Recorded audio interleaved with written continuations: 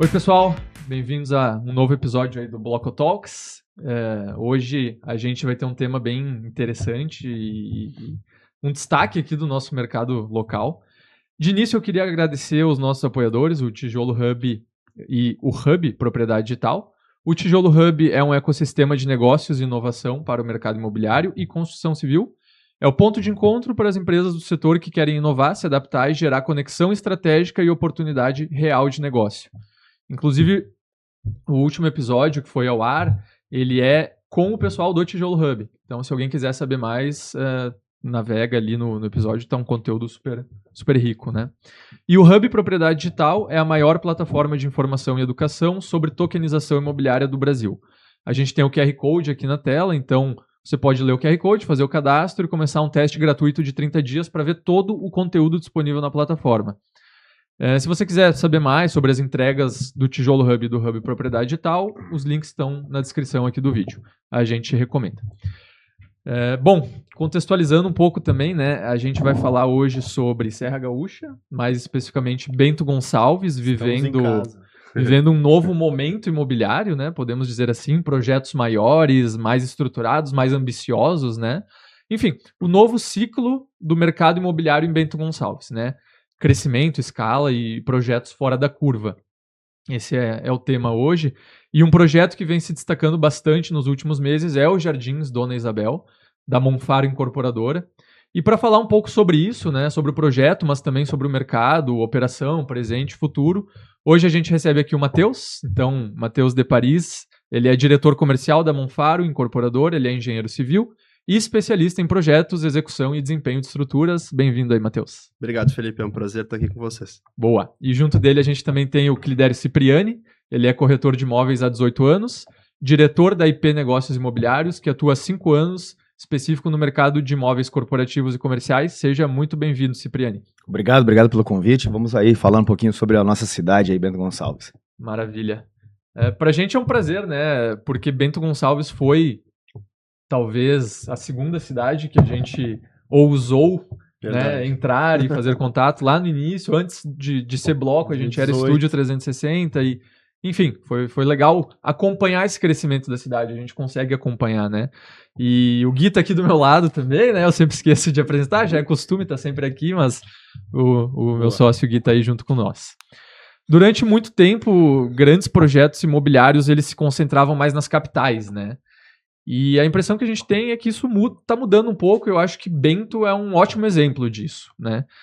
O que vocês, Matheus, Cipriani, na experiência de mercado, veem de mudança na cidade nos últimos 10, 15 anos, em termos de pessoas, operação, estrutura, que talvez tenha permitido um projeto desse tamanho, dessa magnitude, assim, como a cidade vem evoluindo, na visão de vocês?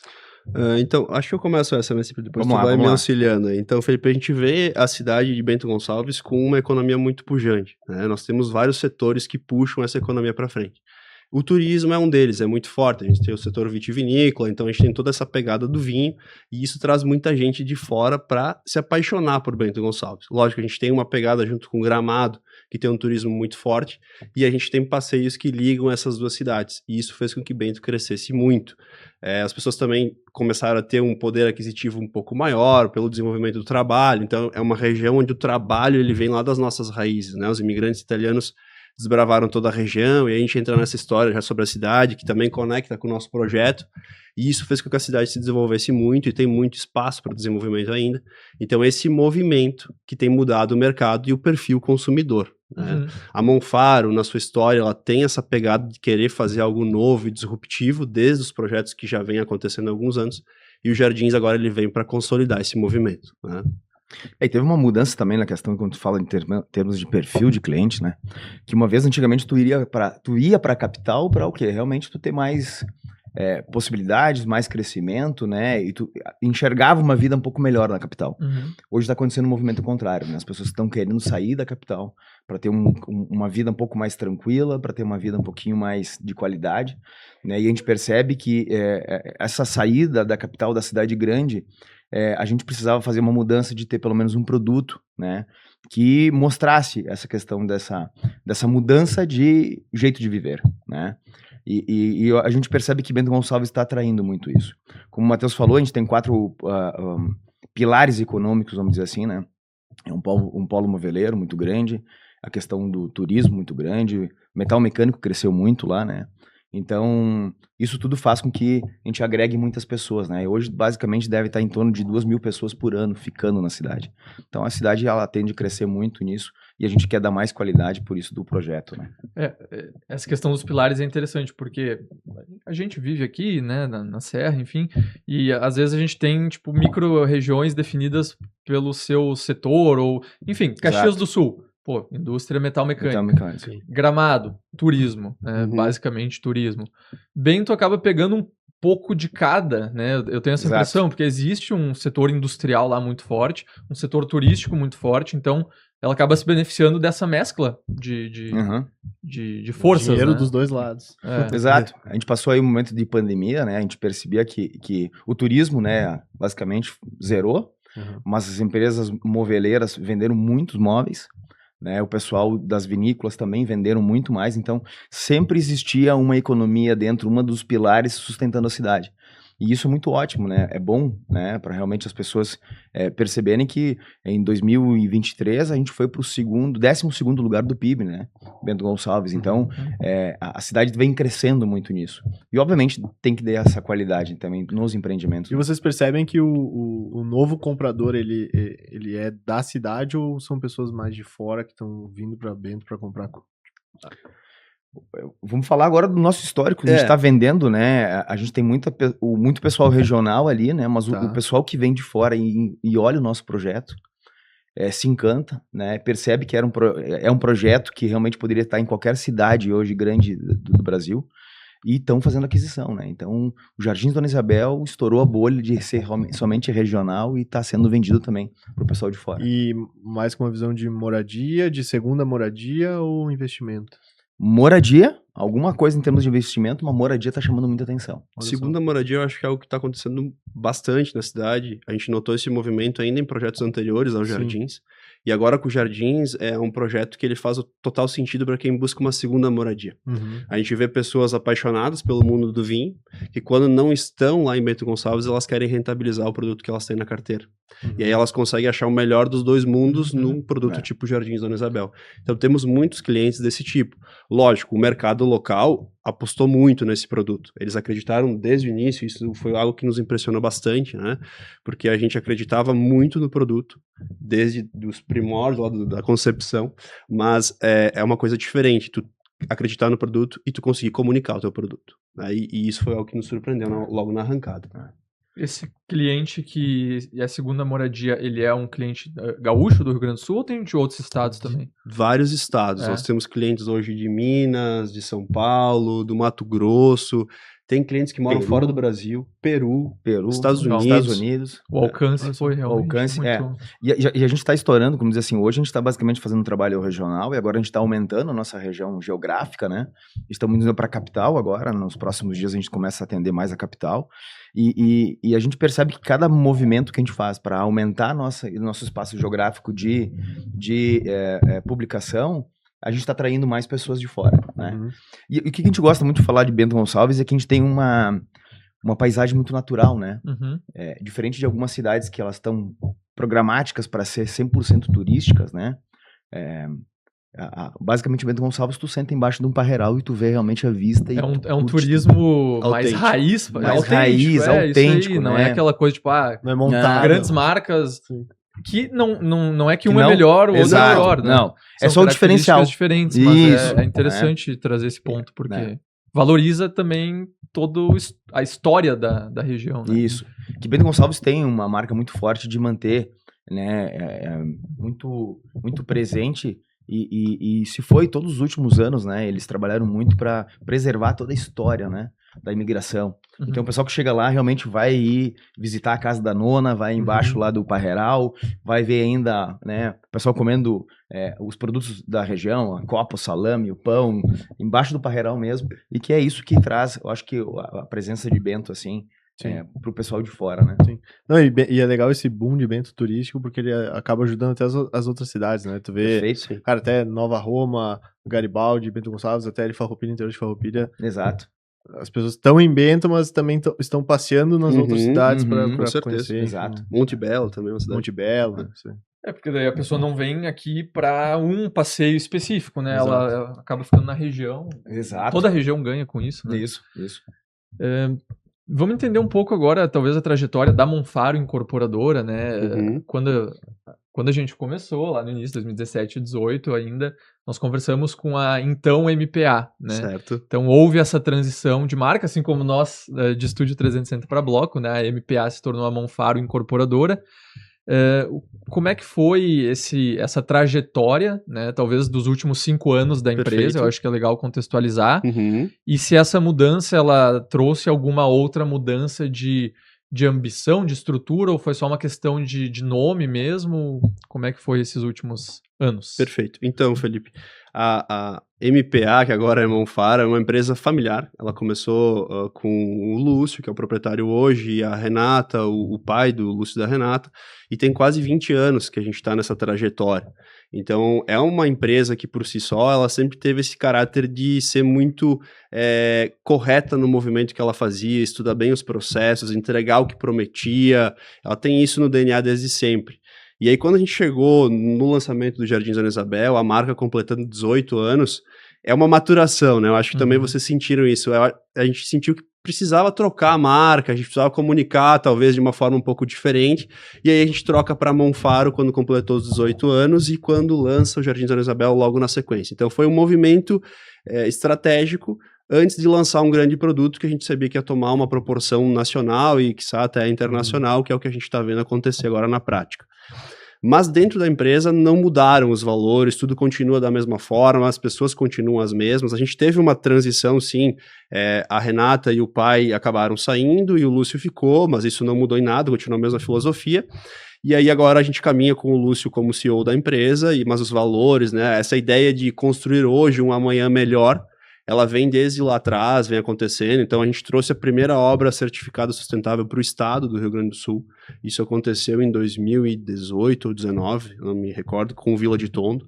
Foi a primeira obra. O selo GBC? GBC Condomínio, foi o primeiro do estado.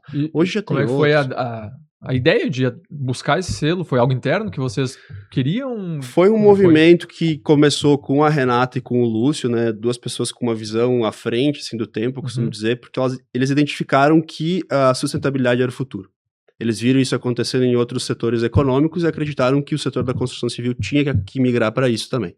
E aí eles buscaram isso em São Paulo, na época, com o GBC, que é um órgão internacional, que está localizado lá em São Paulo, e a gente começou a certificar essas obras. Então buscamos consultorias em Porto Alegre, né? Fizemos o curso lá em São Paulo também, e daí para frente a gente nunca mais parou.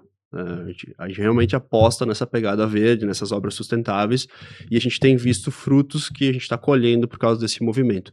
Muitas pessoas, principalmente que compram em cidades maiores, já entendem a importância disso. Qual que é o desafio? Até uma curiosidade minha, Matheus, assim, para quem quer conquistar esse selo, né, ter isso, qual que é o desafio? O que talvez tu não faz hoje que tu tem que fazer que não é tão óbvio, digamos assim, né? Sim.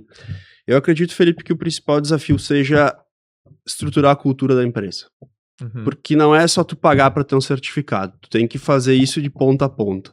Tanto o teu comercial que está lá informando o que está sendo feito, quanto o teu servente, teu pedreiro que está lá no canteiro, que tem que entender que agora nós somos sustentáveis.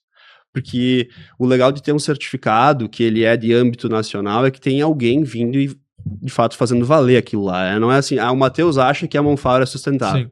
Legal, eu tenho lá uma cisterna, uma placa fotovoltaica, sou sustentável, sou verde. Não, é todo um processo, toda uma cadeia certificada por um órgão maior. Como se fosse um ISO. Exatamente. Não sai mais nem caminhão de resíduo, né? É todo um cuidado. Todo um cuidado. Então, o cara que trabalha lá na ponta, ele já sabe que não pode botar mais nada fora, né? Porque isso tudo tem que ser trabalhado, né? Então, eu acompanhei esse processo aí, eu acho bem legal, porque realmente, né, ser sustentável só se tem a noção de, recolhimento de água da chuva, né, placa fotovoltaica, mas esse processo é muito estudo. Né? Então, realmente o empreendimento em si também tem que olhar para isso como sustentável, que nem tu falou. Sim, a gente certifica por empreendimento. É por empreendimento. Então, quando tu escolhe o terreno, tu já está sendo sustentável. Já tem várias itens que tu tem que atender lá, proximidade com recursos sociais, né, para as pessoas se deslocarem menos, para poluírem menos, tudo isso vai pontuando. E aí depois tu tem toda a fase de projeto, que também tu tem vários critérios que tu vai pontuando e tu vai te certificando, e aí depois a parte de construção e a operação lá no fim, porque a maioria das pessoas imagina que sustentabilidade está lá na operação. Sim. É placa fotovoltaica, né, mas tem todo o processo construtivo. Então eu acho que o maior desafio é essa virada de chave. Essa cultura empresarial que tem que mudar, tem que vir de cima para baixo. Não adianta. E dá muito retorno pro morador depois, né? Porque todo esse custo, vamos dizer assim, essa dedicação da incorporadora resume a tu ter um custo menor de moradia, né? Porque tu vai ter mais durabilidade, tu vai ter menos consumíveis. Se nota-se que o final realmente é o consumidor que comprou esse imóvel vai ter menos custo de manutenção dele. Isso que é legal. Isso é bem interessante, fazendo um gancho, né, Cipri? Tem estudos, e o GBC tem tudo isso, porque lá em São Paulo é muito forte esse movimento, São Paulo, Curitiba, né, grandes capitais. Cidades maiores, né? E eles têm estudos que apontam que o custo de aquisição de um imóvel, ele beira em torno de 15% do valor total. O custo de operação, ele chega a ser 85%, que é o quanto tu gasta ao longo do tempo. Sim. Se tu pensar a vida útil de um imóvel, vamos pensar 50 anos no mínimo. Aí tu começa a ver que, de fato, uma obra sustentável, ela faz muito sentido. E é um movimento que a gente vê em outros setores, né? Eu vou comprar um carro, eu me preocupo com o valor das revisões, por exemplo. Sim. Mas quando eu vou comprar um imóvel, que às vezes eu compro um na vida, eu não olho esse tipo de coisa. E é muito mais importante. Sim. E aí a gente vê as pessoas começando a entender isso. E aí a gente vê 15,85. Então, às vezes, é mais caro no momento da aquisição, mas se eu botar o pacote todo, é muito mais Esse é um dado que eu nunca tinha parado pra pensar, nunca tinha escutado. O GBC tem isso. Bem interessante, né? Daí, às vezes, tu vai economizar nos 15%, mas depois nos 80%. Exatamente. Pode vir a conta na surpresa, né? Mas legal entender que a mudança não é só de marca, é também de momento, né? E a Monfaro hoje, ela é uma empresa de Bento Gonçalves, ela olha para algum outro mercado ou o foco é realmente Bento Gonçalves, assim? Então, hoje nós temos um desafio enorme, que é uma obra de uma proporção gigantesca, que está só no início, são 6 anos de obra. Nós estamos todos concentrados em fazer isso dar certo e entregar no prazo, então toda essa equipe de engenharia está muito envolvida nisso. Lógico, nunca se para de olhar novos desafios, mas atualmente o nosso foco está no Jardins Dona Isabel, porque está muito no início e a gente tem tempo ainda para desenvolver novos projetos. Boa. Ele é o maior empreendimento do interior do Rio Grande do Sul, né? E Sim. como surgiu a ideia de criar um empreendimento multiuso, assim, desse tamanho, desse porte em Bento? Qual foi o estalo inicial? Foi, tipo, uma oportunidade de terreno ou vocês queriam, né... Fazer a algo provocação diferente. aí. Exato. Agora tem uns pais da criança aqui que vai poder falar. Isso é uma história bem bacana porque nós da IP éramos os proprietários do terreno. Eu digo éramos porque agora a gente já fez a negociação junto com a Monfaro. E há 5 anos atrás, quando a gente comprou esse terreno, até porque como o nosso foco é fazer 100% só corporativo, a gente nunca olhou para um terreno desse tamanho, né? Um terreno de quase 20 mil metros quadrados no centro da cidade, né? Uma parte alta da cidade ali. E na época que a gente comprou esse terreno, a gente ficou muito na dúvida, né? O que se faz com um terreno desse tamanho? Porque teve a oportunidade de comprar e a gente acabou fazendo a aquisição. E naquilo a gente conversou com algumas incorporadoras, que a gente já estava no meio, né? A gente já conversava, eu como corretor já tinha contato com outras incorporadoras, né? E nesse momento veio muitas ideias, né? O que a maioria do pessoal faz com um terreno desse tamanho dentro da cidade, né? Vamos dividir, né? Vamos fazer lá 10 lotes, vamos fazer lá 10 obras, né? A gente vai fazendo permutas e negociações com os lotes. E naquele momento eu tinha muito contato junto com o Lúcio da incorporadora e a gente sentado lá no terreno, olhando uma parte alta da cidade lá. O Lúcio falou, cara, a gente não consegue desenvolver nada em cima desse terreno se a gente não tiver um estudo vocacional. Nisso começou toda a história, e é linda essa história toda, né, que a gente iniciou lá no início do projeto, que foram 2 anos e meio de estudo em cima disso, que a gente conseguiu ter o acesso com o pessoal da OSPA, de Porto Alegre, o pessoal de arquitetura, né, e aí o Rodrigo Milani, quando ele visitou aqui, ele falou, realmente a gente vai precisar fazer um estudo vocacional, que é realmente estudar a cidade, a região, o costume dela, né, para a gente identificar o que a gente demanda nesse terreno. E claro, obviamente, como é um terreno que ele tá bem localizado, né, e quando tu passava no terreno, ele basicamente era um muro todo ao redor, não tinha nenhuma fachada ativa, não tinha nada. No estudo apareceu que a gente precisava realmente criar ali um condomínio clube, né? Um bairro condomínio clube, mas aí precisava de ter suporte para as pessoas trabalharem, suporte para o pessoal consumir, o suporte para as pessoas morarem, né? E todo esse estudo foi feito basicamente em torno de 6 meses, junto com o instituto, né? Que eles têm. E a doutora Luciana, sempre chamo ela de uma mente assim muito aberta, né? Ela falou, a gente precisa criar um mix de produto aqui que atenda todo mundo, né? Então por isso que o Jardim Dona Isabel, ele contempla basicamente, são 2 praças, né? Uma praça privada de uso do condomínio clube e a outra praça de uso público, né? Privado, mas público, e é onde que tinha todas as conexões, né?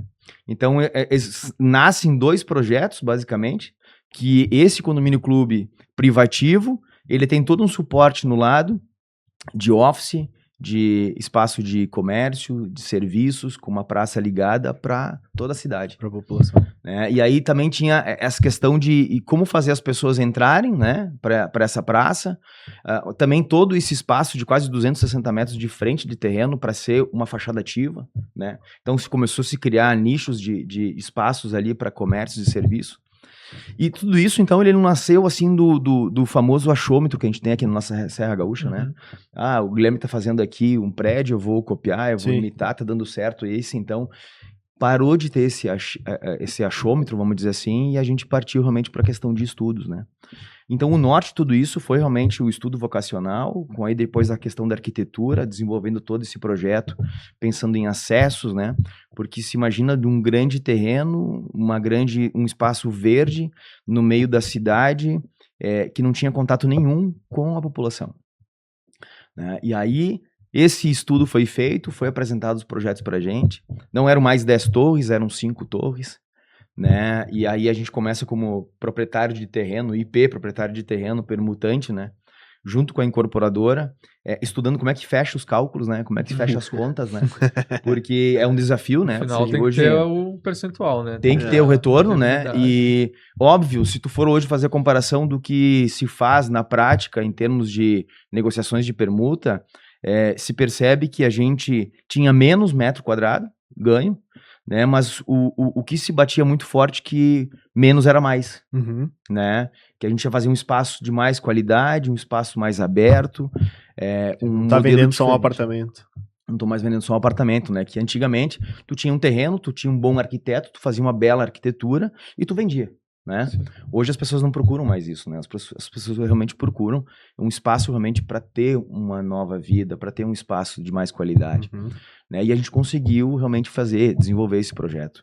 Então, eu sempre digo que todo o Jardins Dona Isabel, ele tem estudo desde o início lá da concepção do terreno até agora esse projeto que a gente está surpreso e está muito grato aí pelo acolhimento de todos os clientes. E investidores também, né? Mas ele nasce realmente de muito estudo. Qual que é o VGV total desse investimento? Hoje o VGV nós estamos com 830 milhões, né? Bem grande. Bem grande, né? Exato, né? A gente teve uma escala muito rápida, né? Nos 2 primeiros meses de lançamento, a gente atingiu quase 80 milhões de venda, né? Então, assim, foi muito rápido tudo isso, né? E a gente está basicamente há 6 meses do lançamento, né? Então a gente está com boas vendas, boas negociações, e agora a gente tem para março ou abril a gente lança o Condomínio Clube, né? Então a gente lançou a Praça do Garden com as 3 torres, né? Que é um life house, um stay e um office, que é dentro de uma praça, então também dá essa questão de tu sair do teu residencial e estar numa praça, sair do teu stay e estar numa praça, né? Trabalhar no office, onde aqui embaixo tu tem toda uma base comercial, gastronômica, com uma linda vista da cidade, né? Então, ele fica no alto, né? Ele fica bem no alto, ele fica numa parte alta da cidade ali, né? E a gente acabou também fazendo em cima da parte do office, né? Do último andar em cima uma galeria de arte, né? Que aí vai contar a história de Bento, vai contar a história aí dos artistas que a gente tem na região e que vai ser um ponto de vista para a cidade, né? Porque hoje, se tu for perceber, a história toda ela se concentra no centro da cidade, que é a parte mais baixa. E as pessoas que visitam Bento Gonçalves, elas passam pela área de cima, né? Então sempre com aquela história dizendo assim, muitas vezes quando eu vou olhar lá do terreno, o skyline da cidade, eu olho e digo assim, cara, a cidade é muito grande, é muito bonita. Sim. Né? Só que as pessoas não acessam o centro. Então eu acho que esse espaço que a gente vai ter, que é essa galeria de artes com o rooftop, né, que a Monfaro deu o start inicial de fazer todos os rooftops, então aproveitar o telhado, né? Que é uma coisa moderna hoje, que quase todas as grandes cidades usam. Essa galeria de artes, tu vai ter a possibilidade do turista chegar, acessar e olhar toda a cidade e entender a história também, né? Então, o projeto, assim, se for ficar falando, eu acho que eu tenho aqui horas e horas, né? Não, é algo muito completo, mas desse tamanho não tem, a gente precisa, imagino que muito do estudo é para diminuir o risco, né? Porque é algo grande. Em algum momento deu medo de estar grande demais. Tipo... Sabe que a gente debatia sobre isso vindo pra cá, né? A gente veio falando, né, que óbvio, né, eu acho que a questão, o medo, eu posso dizer, toda vez que tu faz um produto novo, tu tem essa questão... Pequeno ou grande dá um medo. Exato, dá um medo, né? Mas a gente passou por isso, né? A assertividade na questão de produto, muito confiante na questão de estar fazendo um projeto para a cidade, né? Tudo muito bem costurado, né? O medo foi se afastando, sabe? Claro que a gente tem sempre muito cuidado de apresentar o melhor produto, né? E entregar isso para a cidade. Mas a gente veio conversando sobre isso, né? Sim. É que eu costumo falar, o medo, ele tem que sempre existir na vida. Porque quando a gente deixa de ter medo, a gente entra numa zona de conforto. Então, ele não pode te travar, mas ele tem que te fazer estar sempre atento. Nós temos um desafio enorme ainda pela frente, né? O nosso projeto, ele é um embrião ainda. Até agora tem dado tudo muito certo, mas esse medo, ele ainda existe no fundo, e ele nos faz estar sempre querendo, todo dia, fazer melhor. E fazer dar certo, né? Porque o dar certo é lá no fim, quando a gente entregar tudo e tiver tudo vendido. Por enquanto a gente não encara como já demos certo, né? Sim, a gente não pode ter isso. Nós estamos fazendo dar certo até aqui. Então, é isso que a gente tem pensado. E complementando a questão do mix de produto, ele foi tão completo que hoje a gente ganhou 3 prêmios até agora de arquitetura internacionais. É um projeto de Bento, em Bento, que ele concorreu com projetos de Dubai, do mundo inteiro, por exemplo, e foi premiado. Então isso nos enche de orgulho e mostra que o trabalho ele começou sendo bem feito. 39 países, né? Foi meses de votação e realmente colocar Bento Gonçalves no cenário mundial assim com um projeto desse. Então nos enche de orgulho, né? De realmente estar entregando alguma coisa, não só para a incorporadora, ou só para os investidores, ou o pessoal que vai morar, mas para a cidade como um todo. Para a cidade. Eu acho que a própria região, eu não sei, eu não conheço tão bem Bento, mas eu acho que um empreendimento como esse, às vezes, cria novas regiões na cidade, né? Ou desenvolve mais regiões que ele tá. Se valoriza todo o entorno, né? Exato. E a gente vê isso acontecer quando a gente recebe clientes de fora. Clientes de cidades maiores já viram isso acontecer na cidade deles. Sim. E aí eles entendem os jardins, eles veem que é único, ele é escasso e eles compram. Às vezes antes do que o mercado local. Porque eles já viram acontecer. Eles já perderam eles talvez uma oportunidade. Eles gostam de fazer isso, eles vão garimpar a nível nacional, porque eles sabem que é assim que roda. Poxa, muito bom. O que mais surpreendeu vocês no lançamento, nas primeiras conversas com o mercado, assim? Pelo que eu entendendo, a questão de desempenho de vendas, assim, fenomenal. Mas aconteceu algo que talvez vocês não esperassem no momento de levar ele para o mercado? A gente já debateu um pouco aqui sobre o reconhecimento, né? Sim. É o que eu comentava com o Clidério também vindo para cá. O que nos surpreendeu, eu acredito que foi o entendimento rápido do mercado. Que é o que eu falava antes, né? Uma coisa é tu ter o projeto na tua cabeça, tu acreditar, porque tu tá ali desde o início. Então tu vai te apaixonando por esse projeto, isso faz parte do processo. Mas a partir do momento que tu senta na mesa com o cliente, tu explica a primeira vez, e ele entende aquilo tão rápido que ele compra já na saída, às vezes faz o Pix na mesa, a gente brinca, né? Foi impressionante, algo que nunca aconteceu com a gente lá, porque o mercado ele é um pouco mais, assim... Conservador. Né? E a gente viu isso acontecer, a gente falou, meu Deus, isso é impressionante. E aí a coisa começou a tomar uma velocidade, de fato, nos primeiros meses ali, então foi isso que nos impressionou. Foi essa capacidade do mercado entender e a gente viu, eu acho que de fato a gente tá com um projeto muito bom. Ficava só na nossa cabeça isso, né? Tá ótimo, na mesa de reuniões, cara, o projeto tá redondinho, vai ser aceito e tal. Mas e aí? O pessoal vai entender, e aí quando a gente vai no mercado, né, que primeiramente a gente fez um trabalho muito forte com os primeiros clientes nossos, que são os corretores, né? A gente não tem a ideia sempre foi, antes dos corretores trabalharem tudo isso, e aí voltar para isso na mesa de negociação e o pessoal fazer a aceitação do projeto logo, né? E a gente brinca realmente nisso, né? Pix na hora acontecendo, né? Tá, quero comprar, como é que eu faço? Faz um Pix para reservar porque eu quero fazer o contrato. E isso nos deu, assim, um grande entendimento que aquilo que a gente estava falando na mesa foi aceito. né? Então isso foi uma surpresa muito grande da gente. Muito legal. Esses atendimentos, vocês têm alguma coisa lá no local do empreendimento que vocês fazem ou ainda não? Olha, foi a primeira incorporadora que realmente fez um investimento grande, está com uma sala de quase 1.000 metros quadrados lá, né? A gente está com um PDV, um ponto de vendas, e convido vocês a conhecer lá. A gente está com uma das maiores maquetes, né? A gente está com uma maquete de 5,5 metros lá, né? Um investimento absurdo, mas que materializa, vamos dizer assim, a ideia da concepção do projeto. Então, a gente tem sala de instruções, a gente tem vídeo 360 graus para olhar, 3D, a gente tem uma sala de imersão. Então, realmente, a gente se apoiou com todas as ferramentas que a gente poderia ter no mercado para realmente ajudar, né, ao corretor, ao cliente que entra a entender todo o projeto, né? Então, isso foi muito bacana, né? Isso foi um trabalho. Então, a gente tem uma estrutura muito, muito boa lá para o cliente chegar lá, entender o projeto. E agora a gente vai ter as visitas locais também, né? No terreno propriamente dito, para a gente conseguir mostrar o tamanho da obra, porque a gente está falando de quase 2 hectares de obra, né? Assim como o tamanho do terreno demanda uma obra multi-uso, digamos assim, o tamanho da obra demanda uma experiência comercial multifacetada também, Exato. né? Então a ideia era entender alguns segredinhos comerciais, porque produto bom, óbvio, ele vende, mas ele não vende se o comercial não estiver executando ali um trabalho também primoroso, né? Então, tentando pegar alguns segredinhos aí para compartilhar com o pessoal, né? O primeiro ponto que a gente percebeu nesse movimento de estratégia comercial é que a gente precisava comunicar muito bem. O produto, ele era fora da curva, de fato, mas se a gente não comunicasse da maneira certa e fizesse o que sempre foi feito, vou largar o catálogo para o corretor, a tabela de preço e ele sai vendendo. A gente talvez destruiria com o produto, porque como o produto ele é muito complexo, a explicação ela precisa também estar de acordo, estar no nível que precisa. Então a gente faz questão de trazer as pessoas para dentro, para o nosso ponto de atendimento. A gente criou ferramentas para fazer com que os corretores se sentissem seguros em virem lá com o seu cliente e ao mesmo tempo felizes por fazer a venda. Então a gente ajuda muito nesse processo e isso deu muito certo. Porque quem olha 5 torres, a primeira impressão que tem é muita coisa. Tá? Porque é a primeira vez que uma construtora em Bento parou e decidiu fazer um bairro todo ao mesmo tempo planejado. Então, a primeira coisa que a gente tem que desmistificar é o tamanho do terreno. Nós estamos falando em 2 hectares dentro de uma área urbana. Isso não é comum.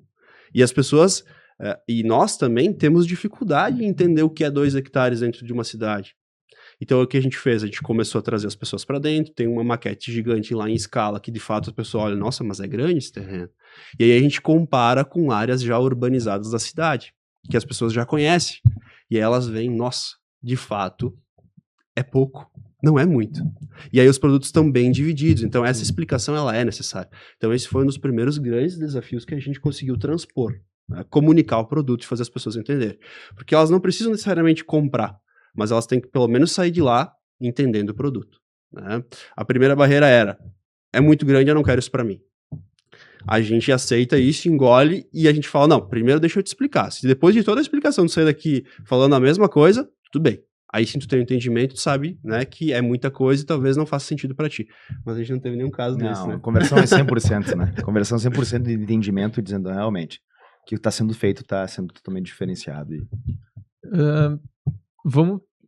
Eu queria entender um pouco se vocês conseguem ver alguma diferença em questão de idade. Tem diferença no público? Tipo, eu tô conseguindo atingir, o produto tá impactando e o público que mais entende é da faixa etária, sei lá, dos 40 aos 50, públicos mais velhos talvez não veem tanto, mais novos, ou não? Isso não tá sendo um empecilho? Tipo, não existe uma idade ideal, uma faixa etária que tenha mais barreiras ou menos?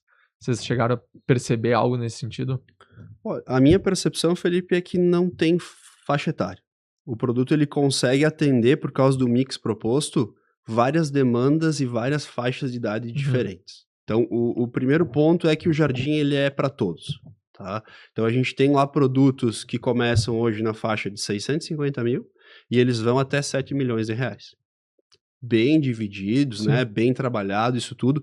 Então, a gente consegue atingir qualquer demanda e qualquer necessidade. O público de idade mais avançada consegue entender também. E às vezes é o mais fácil de explicar, porque já viu outros projetos, quando bate o olho lá, nossa, isso vai dar certo. A gente teve a experiência de sentar na mesa com pessoas, referência, acho que diria mundial até de empresas, ali, grandes empresários. E é impressionante explicar para esse tipo de gente, porque eles têm uma visão muito rápida. Então, em 5 minutos, ele olhou e ele falou, nossa, isso vai dar certo. E isso chega até a arrepiar a gente, porque, de fato, é algo que nos movimenta, né? Exato, e a gente pegou assim, no Condomínio Clube, a gente tem lá clientes de 83 anos, né, que realmente estão pensando em morar aqui em 2031, né, então a gente percebeu que realmente entenderam que eles vão viver um espaço mais agradável, mas também tem aquele casal que, né, recém tá com um filho lá, com seus 40 anos, que também fez aquisição do mesmo produto, né, então a gente conseguiu entregar para todas as faixas etárias e realmente, né, entendeu que o empreendimento, o Jardins Dona Isabel, ele vem para o público geral, né? Tem espaço para todos. Muito bom. Existe algo aí, não trazendo assim, não no sentido de coisas que deram errado, mas se vocês olharem para o último ano, todo o processo de aprendizado, né, desenvolvimento do produto comercial, existe algo que vocês hoje já fariam diferente do que foi feito, assim? Ou talvez faria mais, faria menos, não sei. Já deu para ter essa percepção ou ainda é muito cedo? A gente tá com assim, a gente tá com muita boa novidade acontecendo em todo o empreendimento, né? Então assim, hoje a gente não conseguiu ainda olhar alguma coisa que a gente poderia estar fazendo diferente, né? As coisas que a gente mais fez assertivas foram realmente estar trabalhando com todo o mercado imobiliário, né? Então a gente não teve escolhas de corretores, de imobiliárias, a gente deu oportunidade para todos e ao mesmo tempo, né? O dia que a gente marcou o lançamento, não tinha nenhuma imobiliária, nenhum corretor sabendo antes. Então a gente foi, né? Então eu acho que esses pontos assertivos e realmente a gente trabalhar com todo o mercado imobiliário, com todos os corretores, muito treinamento, tá, pessoal? Muito treinamento. A gente gastou muitas horas para treinamento. Isso é legal porque a gente acaba aproximando mais o corretor e isso é normal, né? O corretor que está mais próximo da incorporadora tende a oferecer mais o nosso produto, né? Então, essas assertividades eu acho que a gente poderia e pensaria em fazer cada vez mais, né? Mas a gente não conseguiu enxergar alguma coisinha ainda que a gente tipo, teve dificuldade ou poderia ter feito diferente. O corretor, ele tá atuando junto com a incorporadora, nesse sentido de levar o cliente, a incorporadora também tá junto da apresentação, né, no PDV, por Exato, exemplo. No momento que a gente fez basicamente a negociação junto com a incorporadora, né, o Lúcio, ele acabou fazendo uma estratégia bem legal de colocar o Matheus como diretor comercial, já era o diretor comercial, e eu vindo com uma experiência de corretor, né, há 18 anos aí, tá participando junto da gestão comercial. Então a gente aproximou, eu e o Matheus somos as pessoas referência dentro da incorporadora, que pratica o atendimento junto com os corretores, né? Então, o corretor chega lá, vamos estar basicamente nós dois lá, atendendo o cliente, então dá todo esse suporte para o corretor não precisar ir sozinho lá, né, atender. Isso é muito legal. Então isso foi legal, isso foi mais uma força que a gente teve ali junto. Né, Às vezes o corretor tem um pouco de medo disso, né, de estar com o consultor junto, mas quando ele consegue entender que isso é um ponto positivo para ele. Um baita ponto positivo, porque tu tá lá com o cara que realmente entende do produto e sabe vender o produto, fica muito mais fácil. Até fazer essa pergunta para você sobre o corretor. Qual é a estratégia de venda do corretor? Quando vocês pegam o corretor, vocês explicam o produto ou vocês já dão um playbook assim de vendas para ele? Tipo, cara, tu tem que pegar o cliente, tu tem que trazer aqui, ou cara, tu tem que falar isso e aquilo, tu tem que ligar 10 vezes. Vocês podem abrir um pouco isso? Vamos lá, Matheus. Eu acho que esse ponto foi um dos grandes acertos da estratégia. E o fato de ter o Cipri como corretor, que atuou mais de 20 anos, eu acho, na corretagem, trouxe muita experiência positiva e fez com que a gente conseguisse montar um treinamento e algo muito interessante para o corretor e dar essa segurança. Porque a gente sabe, a rotina do corretor, ela é uma correria, né? Ele tem que atender um monte de cliente, ele tem vários produtos que ele tem que estar informado sobre, isso é natural. E aí, quando ele entende isso, e ele entende que a gente vem para somar e não para roubar o cliente dele, então isso foi muito positivo. E aí o Cipri trouxe uma sacada lá no início que eu acho que virou o jogo, assim, que além de falar sobre o produto, a gente falou muito sobre PNL, né? O Cipri é quase um professor nesse assunto, então a gente deu treinamento sobre PNL também. Pô, que legal. Programação neurolinguística, né? Os tipos de cliente, talvez um cliente mais visual, um cliente mais auditivo, um cara mais sinestésico, como é que eu abordo, como é que eu quebro o gelo, como eu faço isso. Então a gente falou muito sobre isso. E isso ajuda bastante, porque passou uma segurança para o corretor também. Ele falou, opa, então talvez o meu papel é levar o cara lá. Eu não preciso ser um especialista no produto. Eles falam sobre o produto. Depois eu faço toda a parte por trás. E aí a gente começou esse casamento e deu muito certo. Deu muito certo. O corretor se sentiu mais à vontade de simplesmente dizer, vamos lá conhecer o PDV, vamos lá conhecer o produto, e no momento que ele traz o cliente para dentro, realmente tem todo um suporte, né? Então ficou bem legal isso, e eu sempre, nos anos que eu acabei trabalhando, eu percebia que a gente precisava passar muito mais questão de produto, né? Então, como é que a gente aborda um cliente, né, que ele é totalmente lá rápido, visual, né, atendendo, muitas vezes tu tem uma dificuldade até de conseguir conversar com esse cliente, né? Então, a gente forneceu ferramentas de negociação, né, para que ele pudesse abordar o cliente e depois trabalhar a questão característica de produto. E hoje a gente já está com treinamentos de luxo sustentável, a gente já está entrando numa outra abordagem, e que realmente os corretores, amanhã a gente vai ter um evento lá de 50 corretores, um café da manhã lá, que a gente realmente aborda assuntos que não é mais só sobre metro quadrado, né? Então, isso deu uma experiência bem legal para os corretores, eles saberem que a gente está lá como uma força de venda para eles, né? Eu acho que essa foi a adesão de sucesso aí, né? Tá, e olhando mais para clientes de fora, assim, tem alguma estratégia diferente? O cara que não pode vir até o PDV? Como é que vocês abrem mercados antes não abertos? Eu te diria que esse é um dos próximos desafios que nós temos pela frente. Então, agora falando de futuro, a gente tem muitos desafios agora pela frente, né? Esse é um deles. Nós tivemos, sim, clientes que a gente conseguiu fazer a venda sem ele vir ao PDV. A gente faz videochamada, faz o atendimento normal. Então, hoje o nosso atendimento ele leva em torno de 1 hora para explicar o produto. Mas ainda é um desafio que nós temos que transpor, né? Como a gente chega em novos mercados, como a gente atinge as pessoas de fora com mais assertividade, né? Então é isso que a gente está agora pensando para o futuro, principalmente. Mas a gente teve a gente tem o pessoal do marketing, né? O Janquiel da Gringa aí, mandando um abraço para ele, obrigado por todo o trabalho. Então, agora é o momento de mandar um abraço, né? Mas eu digo que ele foi muito inteligente porque a gente precisava vender Bento Gonçalves, né? Para abrir esse mercado, a gente precisa vender o que é a cidade.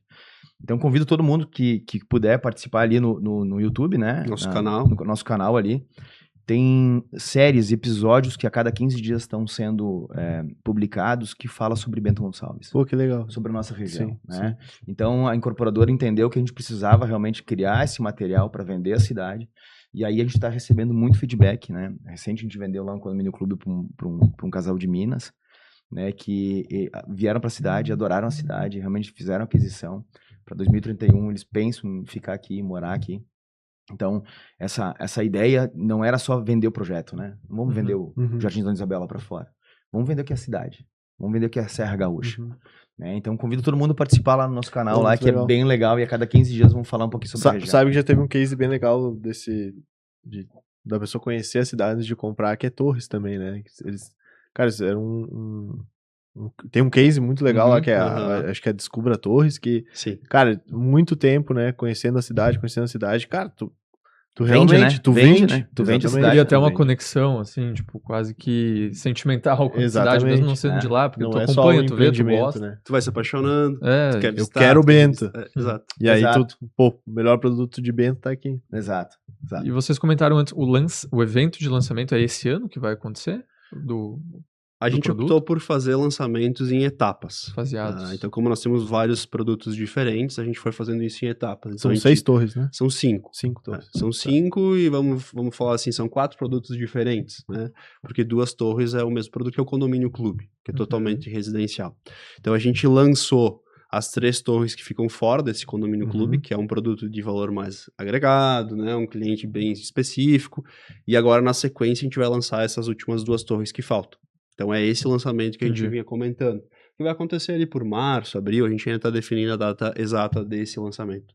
Agora a gente trabalha num momento de pré-lançamento do clube, e as outras 3 torres elas já têm o seu lançamento que aconteceu, e elas vêm agora avançando, né? Processo normal. E o que vocês veem, assim, de principais...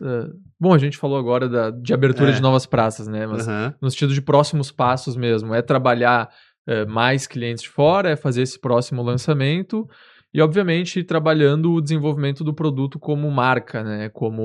Não como o produto físico em si, mas o produto, o Jardins Dona Isabel como marca e marco na história da cidade, né? Isso. Esse é o próximo movimento, né? E a gente vê isso já acontecendo em várias outras cidades, né? A gente visita outros mercados, porque a gente adora aprender com novos mercados, e a gente vê que tem projetos que eles mudam as cidades. E a gente tem essa convicção que o Jardim Dona Isabel ele vai mudar Bento Gonçalves. Existia uma cidade antes do Jardim Dona Isabel e uma cidade que vai ter depois do Jardim Dona Isabel, lá na entrega em 2031.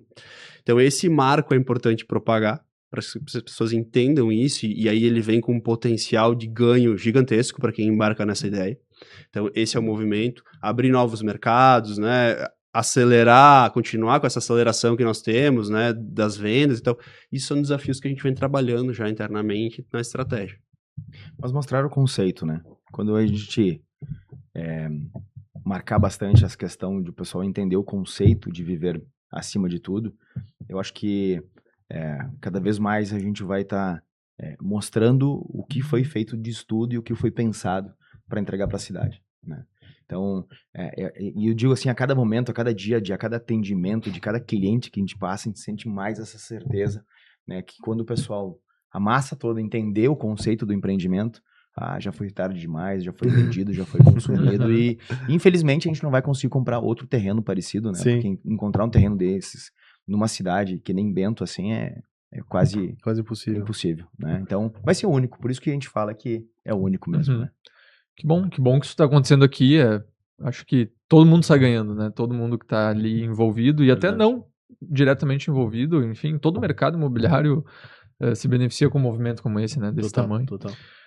Pessoal, passamos já aqui do nosso tempo, o papo flui muito aqui sempre, mas um espacinho para um último recado que vocês queiram deixar para quem está aqui acompanhando, quem quiser buscar mais informações, conversar com vocês, conhecer, visitar, enfim, fiquem à vontade. Cipriano e Matheus, pode até olhar. Quiserem deixar um último recadinho aí. Eu só quero agradecer a oportunidade, tá? A gente está sempre falando a respeito do nosso projeto e contar um pouquinho da história, né? Que eu acho que tudo que tem uma história por trás tem mais valor, né?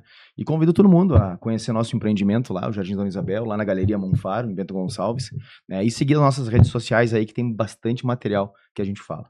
Exato, acho que o Cipri falou bem, né? A nossa websérie que vai vender Bento Gonçalves, e é legal, a gente assiste e a gente vai se identificando, porque vê lá o porão do nono, a polenta que a gente comia na casa da avó, então isso vai criando uma identidade, então é bem legal para quem quiser acompanhar.